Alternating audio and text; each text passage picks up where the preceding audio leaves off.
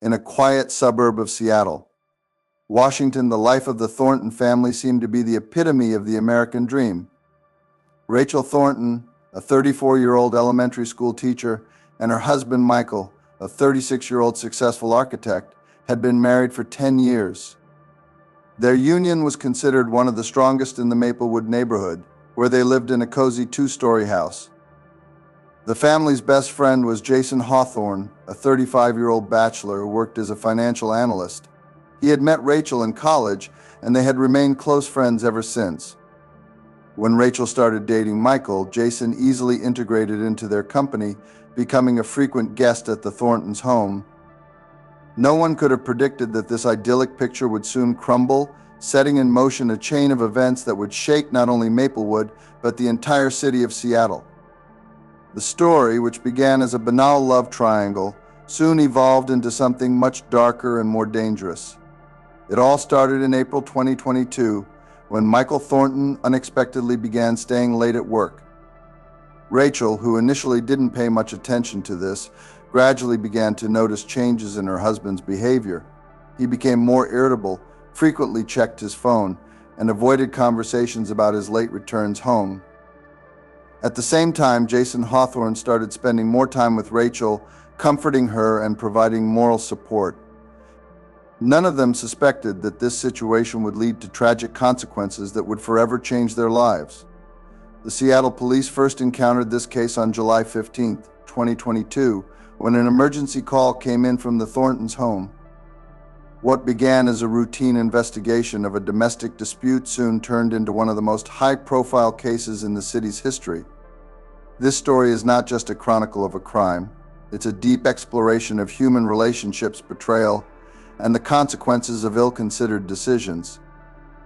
It shows how thin the line is between love and hate, loyalty and infidelity, and how one wrong decision can lead to irreversible consequences. In the course of our narrative, we will examine each stage of this tragedy in detail, relying on police reports, witness testimonies, and court documents. We will try to understand the motives of each participant in this drama and trace the chain of events that led to an unexpected and shocking denouement. This story serves as a reminder that even in the most prosperous families, dark secrets can lurk and human passions can push a person to the most desperate acts. Rachel Thornton was born and raised in Seattle. From childhood, she showed an interest in education, and after graduating from the University of Washington, she began working as a teacher at Maplewood Elementary School. Colleagues spoke of her as a conscientious and creative educator. Rachel was of average height with chestnut hair and kind brown eyes. Her open smile and gentle nature endeared her to both children and adults. Michael Thornton moved to Seattle from Portland after obtaining his master's degree in architecture.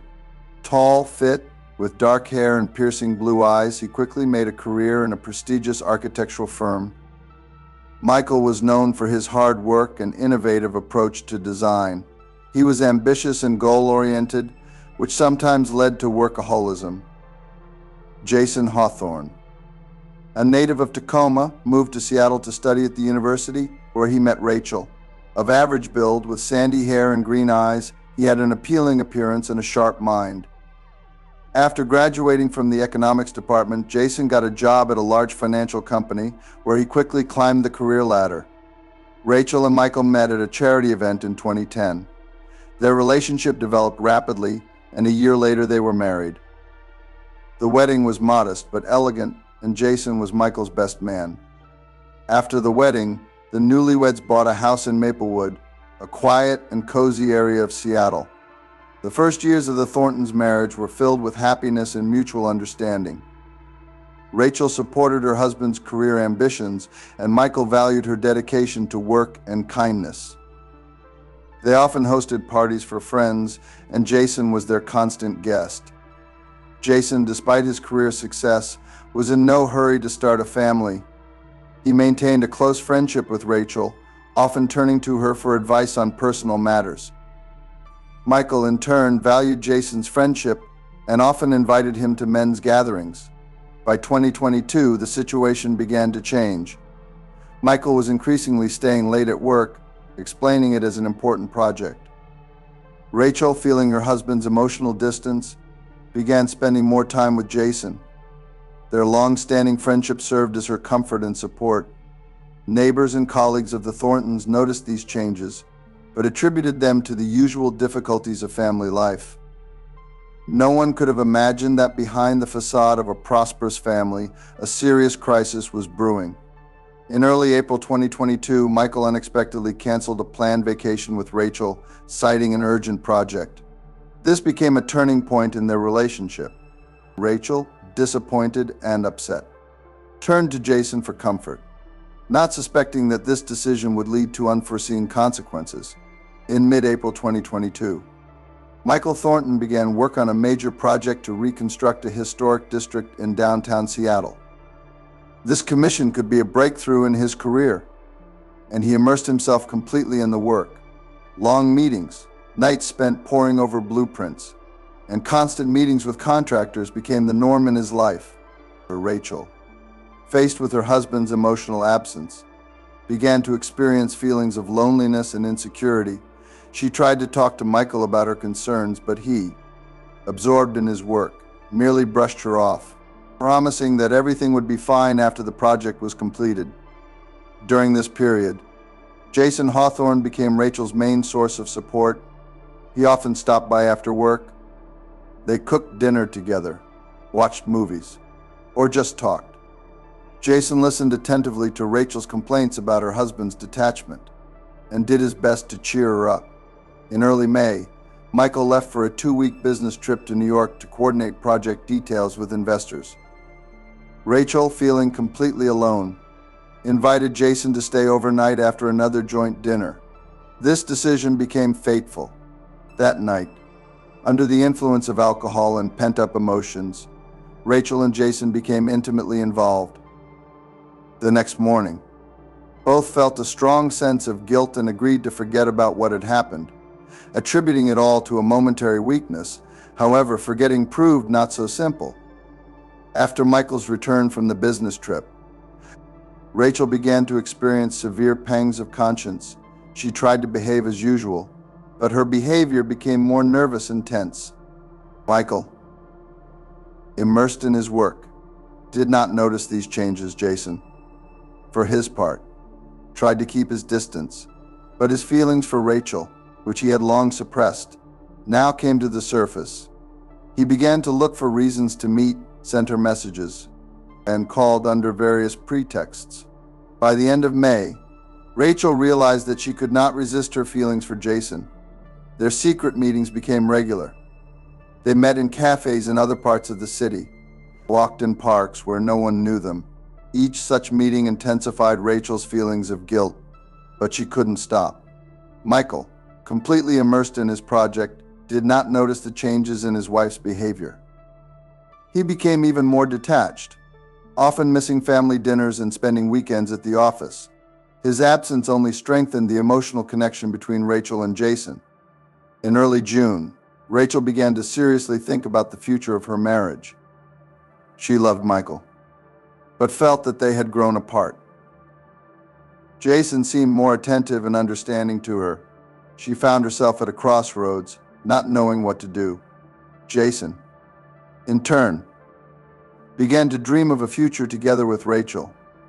He understood that he was betraying his friendship with Michael, but could not resist his feelings. He began to cautiously talk to Rachel about the possibility of divorce and starting a new life together. The situation was heating up. Rachel felt that she was losing control of the situation. She understood that sooner or later the truth would come out and the consequences would be catastrophic for all participants in this love triangle. By the end of June, Rachel had decided to confess everything to Michael and try to save their marriage. She had no idea that events would take a completely unexpected turn that would forever change the lives of all three main characters in this drama. July 1st, 2022 became a turning point in the lives of the Thorntons and Jason Hawthorne. Michael unexpectedly returned home earlier than usual. Intending to surprise Rachel, he had finally completed the main part of the project and wanted to celebrate with his wife. However, upon entering the house, he heard muffled voices coming from the bedroom. Michael quietly climbed the stairs. his heart pounding with a bad premonition. Opening the bedroom door, he caught Rachel and Jason in an unambiguous situation. Shock and fury overwhelmed Michael. He couldn't believe his eyes. His wife and best friend had betrayed his trust. The scene that unfolded in the Thorntons' house was full of drama. Rachel, overcome with panic and shame, tried to explain something, but the words stuck in her throat. Jason, pale and confused, stood silently by the window. Not knowing what to say or do, Michael, usually restrained and rational, this time could not control his emotions. He lunged at Jason with his fists, shouting about betrayal and deception. A fight broke out, during which a table lamp was broken and a wardrobe overturned. Rachel, trying to separate the men, received a blow and fell, hitting her head on the edge of the bed. The noise attracted the attention of neighbors and someone called the police. Within a few minutes, a patrol car arrived at the scene. Officers Johnson and Martinez, entering the house, discovered a chaotic scene. Michael, breathing heavily, sat on the floor, leaning against the wall. Jason, with a split lip, stood in the corner of the room. Rachel, crying, was applying a cold towel to her head. The officers quickly assessed the situation and called an ambulance for Rachel, who had developed a small hematoma on her head. They also separated the men and began questioning the participants in the conflict. Michael, still in a state of shock, told the officers about how he caught his wife with a friend. His story was disjointed and emotional. Jason, on the contrary, remained silent, answering the police questions monosyllabically. Rachel, through tears, tried to explain the situation, but her account was intermittent and illogical. Neighbors, drawn by the noise and the appearance of the police, gathered near the Thorntons' house. Rumors began to spread through the quiet suburb at the speed of a forest fire. The story of the perfect family, destroyed by infidelity, became the main topic of discussion in Maplewood. Officer Johnson, an experienced policeman, understood that the situation could escalate at any moment. He suggested that Jason leave the house and not approach the Thornton family in the near future. Michael was advised to spend the night with friends or relatives to give all participants in the conflict time to cool down and come to their senses. Rachel, after being examined by paramedics, refused hospitalization. She remained alone in the house, surrounded by shattered dreams and broken hopes. Before leaving, the police left her contact information for a crisis center and advised her to seek professional help. This night became the beginning of a new chapter in the lives of all three participants in the drama. Michael, staying with his brother, couldn't sleep, reliving what had happened over and over again. Jason, returning to his apartment, sat in the dark, realizing that he had lost not only the woman he loved but also his best friend. Rachel, left alone in the empty house, cried, not knowing how to live on and whether it was possible to fix what she had destroyed.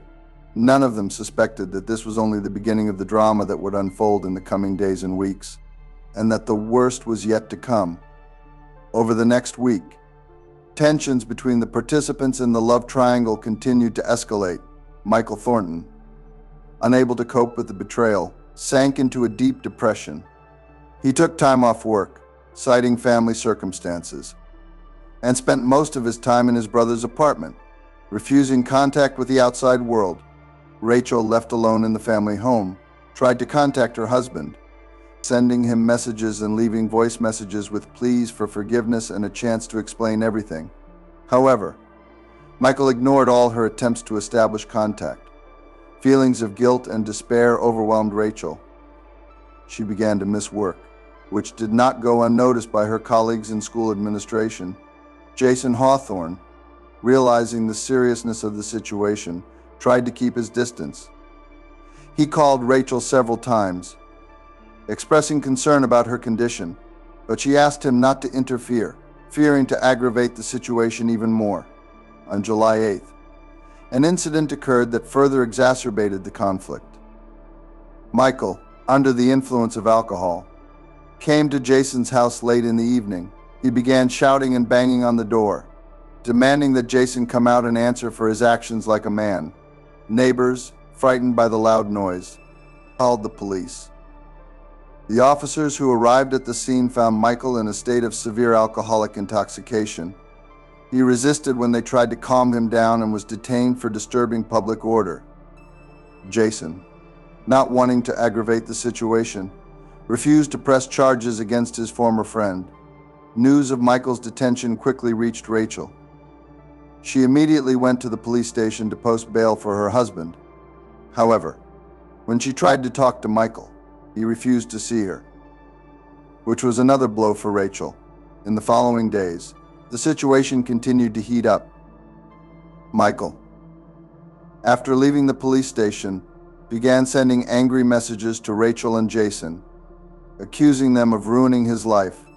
He threatened to disclose information about their affair to all acquaintances and colleagues, which could seriously damage the reputation of both. Rachel, not knowing how to cope with the situation, sought help from a psychologist. In the sessions, she talked about her feelings for Jason, about how she had grown apart from her husband, and about her fear of losing everything that was dear to her. Jason, in turn, began receiving anonymous threats. Someone left notes on his apartment door with insults and warnings to stay away from other men's wives. Fearing for his safety, he installed a surveillance camera at the front door. By mid-July, rumors about the scandal in the Thornton family had spread throughout Maplewood. Rachel's colleagues at school began to treat her with obvious disapproval, and some parents of students even demanded her dismissal, believing that she was setting a bad example for the children. Michael, unable to cope with the emotional stress, began to show signs of unstable behavior. He alternated between begging Rachel to return and start over, and threatening her with divorce and lawsuits. His brother, concerned about Michael's condition, tried to convince him to seek professional help, but to no avail. The situation was becoming increasingly tense, and it seemed that it was about to reach a point of no return. None of the participants in this drama could foresee what a terrible turn events would take in the near future. July 20th, 2022 became the culmination point in this drama. The day began as usual. Rachel went to work at school, Jason to his office, and Michael continued to stay in his brother's apartment, refusing to communicate with anyone. Around noon, Michael unexpectedly appeared at the school where Rachel worked. He was in a state of strong emotional agitation. His speech was incoherent, and his eyes were red as if he hadn't slept for several days. The school security guard tried to stop him, but Michael pushed him aside and burst into the classroom where Rachel was conducting a lesson. Students panicked and ran out of the class when Michael started shouting at Rachel, blaming her for all his misfortunes. Rachel tried to calm her husband down, but her words seemed to only intensify his anger. The school principal, hearing the noise, called the police. When the officers arrived, Michael had already left the school building. Rachel, with trembling hands, gave a statement to the police and agreed to the suggestion to stay with a friend for a few days for her own safety. That evening, Jason received a disturbing message from Rachel, in which she told him about what had happened at the school and expressed fear for her life.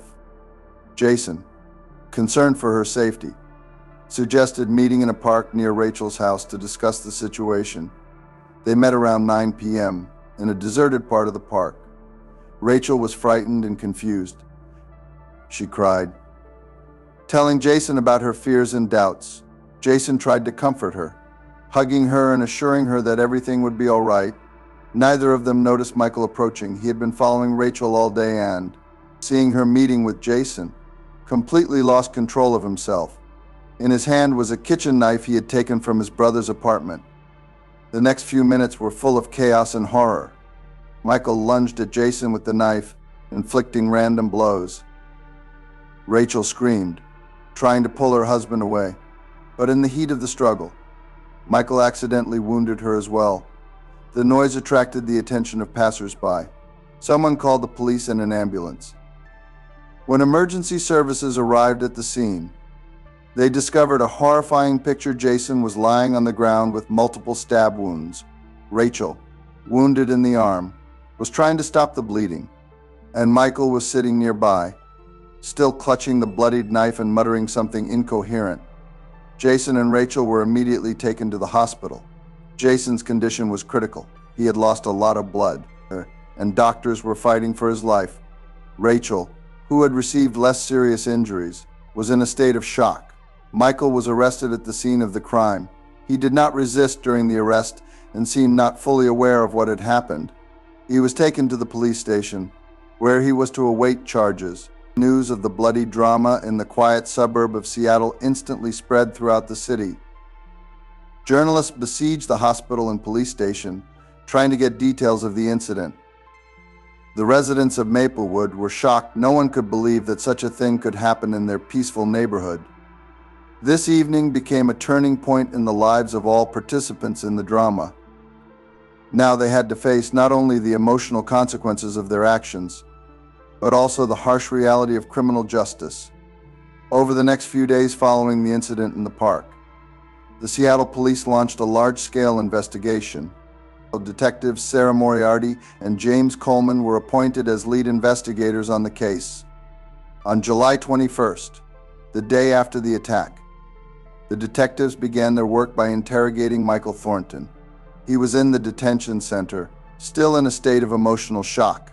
Michael's lawyer, Robert Stevenson, was present during the interrogation. Michael seemed to have difficulty grasping the reality of what was happening. His testimony was confused and contradictory.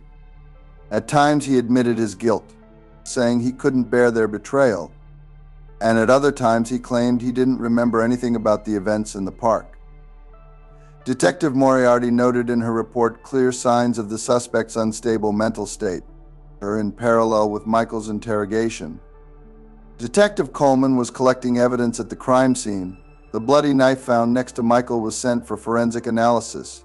DNA samples and fingerprints were also collected. On July 22nd, the detectives visited the hospital to question Rachel Thornton. She was still in a state of severe stress, but was able to give consistent testimony about the events leading up to the attack. Rachel told about the growing tension in her relationship with Michael, about her affair with Jason, and about her husband's frightening behavior in recent weeks. Jason Hawthorne was still in critical condition and unable to give testimony. Doctors were fighting for his life, and the prognosis was not encouraging. On July 23rd, the detectives conducted a search of the Thorntons' house and Michael's brother's apartment, where he had been living recently. In the house, they found broken photographs of Rachel and Michael, as well as several empty bottles of hard liquor. In his brother's apartment, they found Michael's diary, in which he described his agonizing experiences and plans for revenge. On July 24th, the results of the forensic examination confirmed that the blood on the knife belonged to both Jason and Rachel. The fingerprints on the handle matched Michael's. On July 25th, Detectives Moriarty and Coleman presented the collected evidence to King County Prosecutor Peter Davidson. After studying the case materials, the prosecutor decided to charge Michael Thornton with attempted first-degree murder and infliction of grievous bodily harm. On July 26th, the first court hearing took place, where Michael was officially charged. Judge Elaine Carter, considering the severity of the crime and unstable mental state of the accused, ordered that he be held in custody without the right to bail until the start of the trial. Michael's lawyer stated his intention to build a defense based on his client's insanity at the time of the crime. He demanded a psychiatric evaluation. Meanwhile, Jason Hawthorne's condition remained critical. Doctors had performed several complex surgeries, but his life was still in danger. Rachel Thornton, discharged from the hospital, was under police protection. She was the main witness for the prosecution and feared for her safety. By the end of July, this case had become the main news topic not only in Seattle but throughout the state of Washington. Journalists tried to get comments from all participants in the drama, besieging the hospital, police station, and courthouse. The investigation continued, and Detectives Moriarty and Coleman were working on gathering additional evidence, preparing for the upcoming trial, which promised to be one of the most high-profile in Seattle's history. The trial of Michael Thornton began on September 15th, 2022, and attracted enormous public and media attention. The King County courtroom was packed, and crowds of journalists and onlookers gathered outside the courthouse. Prosecutor Peter Davidson opened the proceedings with an emotional speech describing Michael as a man blinded by jealousy and thirst for revenge. He detailed the events leading up to the attack in the park, emphasizing the premeditated nature of the defendant's actions. Defense attorney Robert Stevenson, in turn, focused on Michael's mental state.